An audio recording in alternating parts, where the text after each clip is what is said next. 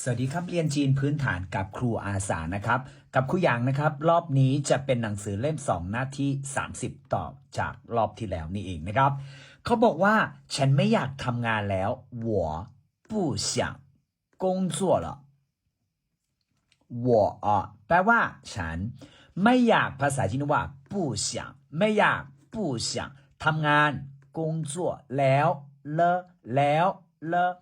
ฉันไม่อยากทำงานแล้ว我不想工作了การพูดในลักษณะนี้ออกแนวเหมือนท้อใจเนาะเราบอกแฟนเราว่า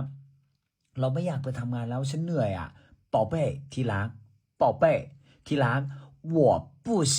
工作了ฉันไม่อยากทำงานแล้วคำว่างานภาษาจีนเรียกว่าทำงานหรืองานใช้คำว่า工作ทำงานหรืองานแปลว่า工作เช่นเขาถามว่าคุณทำงานอะไร你做什么工作เห็นไหมครับกงจั่วเป็นได้ทั้งกริยาและเป็นได้ทั้งคำนามนะครับกงจั่วแปลได้2อย่างแปลว่าทำงานหรือจะแปลว่าคำนามแปลว่างานอย่างที่บอกครับ杨老师คุณหยางครับ你做什么工作คุณทำงานอะไร你做什么工作คำว่ากงจั่วแปลว่าทำงานนั่นเองนะครับฝากเพื่อนๆทุกๆคนนะฮะ